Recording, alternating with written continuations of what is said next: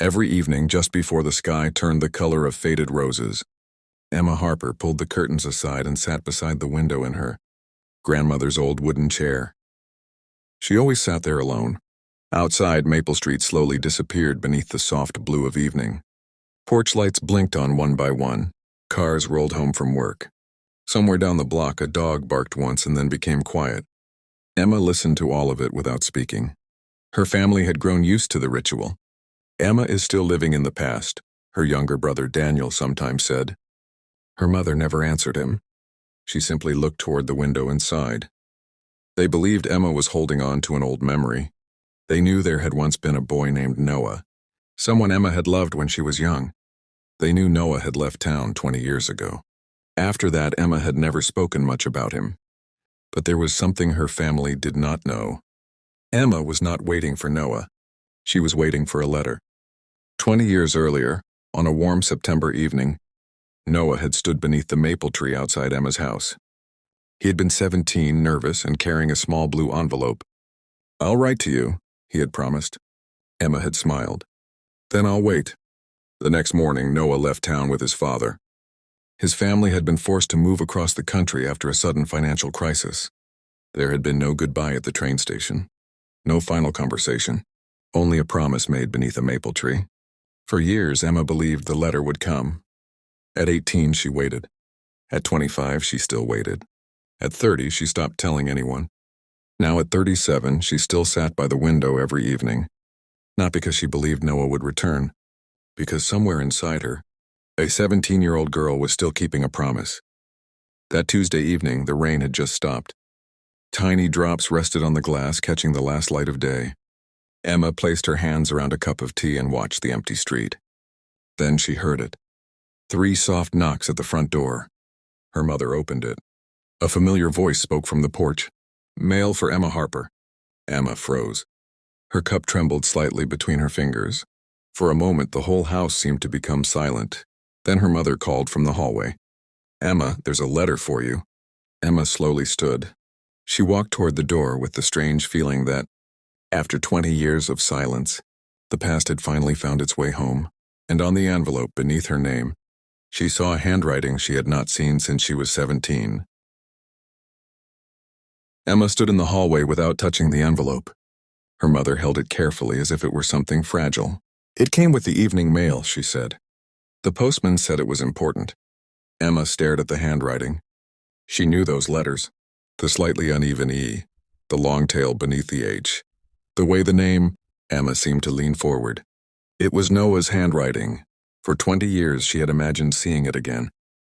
But now that she finally had, she was afraid to open it. "What if it changes everything?" she whispered. Her mother looked at her with tired, gentle eyes. Maybe some things are meant to be changed. Emma carried the envelope to her room. She did not open it immediately. Instead, she placed it on the desk beside an old photograph of 2 teenagers sitting beneath a maple tree. In the picture, Emma was laughing. Noah was looking at her instead of the camera. She remembered that afternoon. They had been 17 and convinced the world was waiting for them. Noah had once told her, "If life ever gets too loud, find a quiet window and remember me." Emma had laughed. "You're assuming I'll remember you." "I know you will." She had never forgotten. Finally, she opened the envelope. Inside was a single sheet of paper. Emma unfolded it with trembling hands. The first line made her stop breathing. "Dear Emma, if this letter has finally reached you, then I suppose I have been given one last chance to tell you the truth." Emma sat down. Her eyes moved slowly across the page. Noah wrote that he had never forgotten her. He had written to her many times. 5 letters, then 10, then more, but none had ever received an answer. Emma frowned. She had never received a single letter. Not one. Noah continued. "After my father lost his business, we left in a hurry. I wrote to you from Arizona, then from Oregon, later from Colorado. Every time I moved, I sent another letter." Emma's fingers tightened around the paper. Why had none of them arrived? The next paragraph explained everything. Noah's father had been deeply ashamed of their situation. He had taken every letter addressed to Emma and hidden them. "He told me you had moved on," Noah wrote. "He said you had never answered because you no longer cared. Emma covered her mouth. For 20 years, both of them had believed the other had chosen silence. Then she reached the final paragraph. I learned the truth only last year, after my father passed away. I found a box containing every letter I had written to you. I also found your old address written on the back of one of them. Emma's eyes filled with tears. The final sentence was short. The next morning, Emma woke before sunrise. For a long time, she simply lay in bed, listening to the quiet house. The letter was on her nightstand, folded exactly as she had left it. She read it again, then once more. By 8 o'clock, she had packed a small bag. Her mother watched from the kitchen doorway. You're going, she said. Emma nodded. I need to know why. Her mother smiled sadly. Then go find out. Willow Creek was 3 hours away. Emma drove through quiet countryside, past fields turning gold beneath the autumn sun. With every mile, memories returned. Noah riding an old bicycle beside her. Noah leaving a paper cup of hot chocolate on her porch when she was sick. Noah sitting beside her at the lake, promising that distance could never change what they felt. She had spent 20 years convincing herself those memories belonged to another life, but now they felt close enough to touch. Just after noon, Emma entered Willow Creek. It was smaller than she remembered from Noah's stories. There was one main street, a little bakery, a church with a white steeple, and a row of old trees beside the river. Then she saw the address. A small blue house stood at the end of Willow Lane. Emma parked across the street. Her heart began beating faster. For several minutes, she could not move. Then the front door opened. A man stepped outside. His hair was streaked with gray now. His shoulders looked older. There were lines around his eyes that had not been there at 17, but Emma knew him immediately. Noah. He stopped when he saw her. Neither spoke. 20 years disappeared in a single breath. Finally, Noah smiled. It was the same smile. Hi, Emma. She looked down, trying to hold back her tears. You took a long time. Noah laughed softly. I know. They walked to the river together. For a while, they talked about ordinary things, jobs, families, the places they had lived, the lives they had built. Emma learned Noah had never married. He learned that Emma had nearly married once, but the relationship ended because something inside her had always remained unfinished. I thought you forgot me, Noah said quietly. I thought you forgot me. They looked at each other. Then Noah reached into his coat pocket. He pulled out a small wooden box. I brought something. Emma opened it. Inside were 20 envelopes, each carefully tied with a faded blue ribbon. Her name was written on every one. Her hands began to shake. These are all the letters I wrote, Noah said. I kept them because I couldn't throw them away. Emma touched the first envelope. You wrote all these? Every year. Why? Noah looked toward the river. Because even when I believed you had forgotten me, I wanted somewhere to put the words I couldn't say. Emma began to cry, but Noah wasn't finished. There's something else. Emma and Noah stayed beside the river until the afternoon light began to soften. Neither of them seemed ready to leave. There was something strangely peaceful about sitting beside someone who had once been the center of your world and discovering that, after all those years, the silence between you could finally be broken. Emma held the old letter in her lap. I still don't understand, she said quietly. If your father found my letter, why didn't he send it to you? Noah looked down. He didn't. Emma waited. My father kept more than my letters, Noah said. He kept things from both of us. He explained that after they moved away, his father became increasingly bitter. The family business had collapsed, debts had followed, and Noah's father blamed almost everyone around him for his failures. He believed I was too young to make decisions, Noah said. He thought Emma Harper was just a teenage dream that would disappear. Emma lowered her eyes. And when you asked about me, he told me you had moved on. Did you believe him? Noah was silent for a moment. I tried not to. Then he smiled sadly.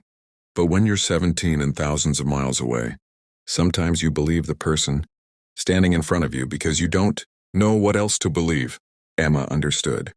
She had spent 20 years wondering why Noah had never written. Noah had spent 20 years wondering why she had never answered. Their lives had been shaped by a silence neither of them had chosen. That evening, Noah invited Emma to his house. On the wall above the fireplace hung an old photograph of his parents. Beside it was a smaller photograph Emma recognized immediately. It was the same picture from her bedroom. The two of them beneath the maple tree.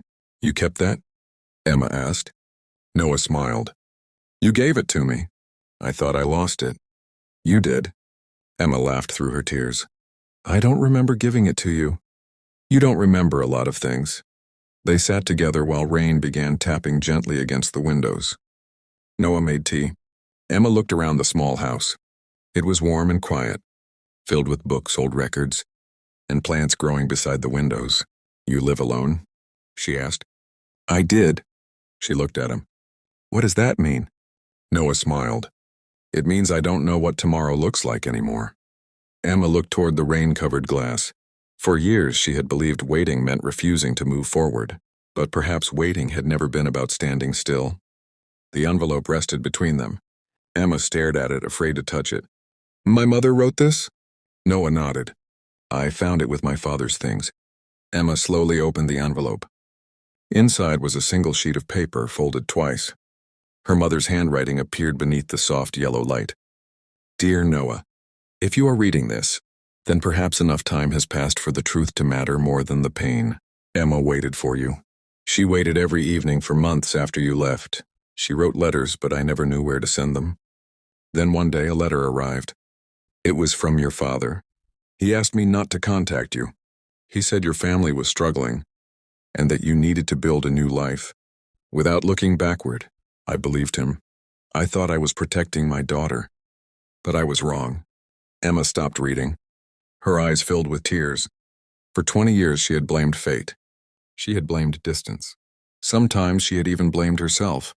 But now she understood that there had never been a lack of love. There had only been too many people making decisions for two young hearts. At the bottom of the letter, her mother had written one final sentence. "I hope someday Emma learns that she was never forgotten." Emma pressed the paper against her chest. "She knew," she whispered. Noah sat quietly beside her. "She knew you loved me." "Yes. Then why didn't she tell me?" Maybe she was afraid. Emma closed her eyes. For the first time, she could see her mother differently. Not as the woman who had allowed a love to disappear, but as someone who had been young once too, someone who had made a mistake while trying to protect the person she loved most. The next morning, Emma called her mother. Her voice trembled. "Mom, why didn't you tell me?" There was a long silence. Then her mother began to cry. "I was scared," she said. "I thought if I told you the truth, you would spend your whole life waiting for someone who might never return." The first thing Emma wrote was simple. "We found each other again." Noah smiled and added beneath it, "And this time we are not letting fear decide for us." They folded the letter together. Neither of them knew where life would take them next. They were no longer 17. They had responsibilities, memories, scars, and years that could never be returned. But they had something else now. The truth. Emma stayed in Willow Creek for 3 more days. On the 4th morning, she drove home. Her mother was waiting on the porch. For a moment, neither woman spoke. Then Emma walked forward and hugged her. Her mother held her tightly. "I'm sorry," she whispered. "I know. I should have told you.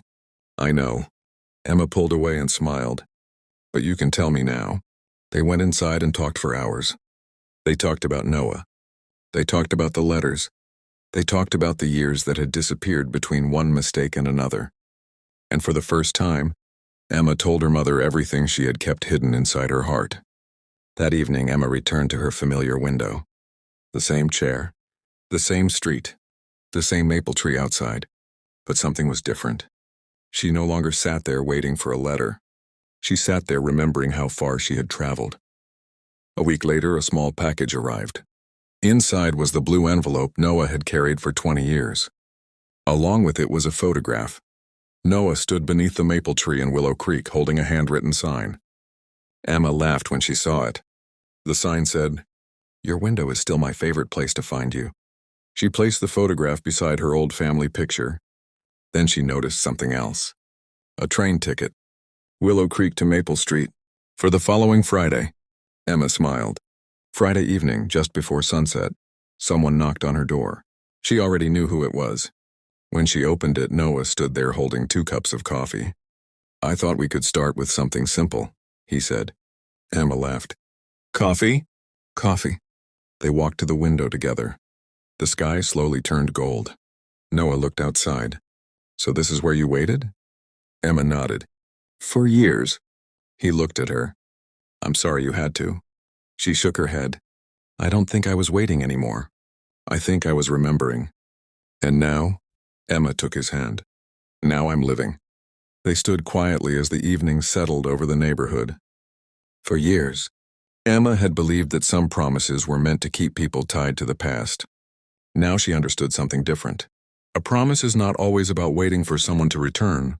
Sometimes it is simply a reminder that love can survive time, distance, misunderstanding, and even silence. The next evening, Emma opened her window. A gentle breeze moved through the curtains. She placed the wooden chair beside the glass, but this time she did not sit alone. Noah sat beside her. Outside, porch lights began glowing one by one. The world became quiet. Emma rested her head against his shoulder. "Do you think we wasted 20 years?" she whispered. Noah looked at the fading sky. "No." "Why not?" "Because if those 20 years taught us anything, they taught us never to leave important words unsaid." Emma smiled. Then she closed her eyes.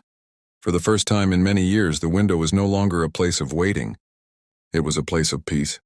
And somewhere between the fading light and the first stars of night, Emma finally understood that some stories do not end when people lose each other. Sometimes they begin again when two hearts finally learn the truth. The letter had taken 20 years to arrive, but the love inside it had never been late. It had simply been waiting for the right evening. And when that evening finally came, Emma was ready.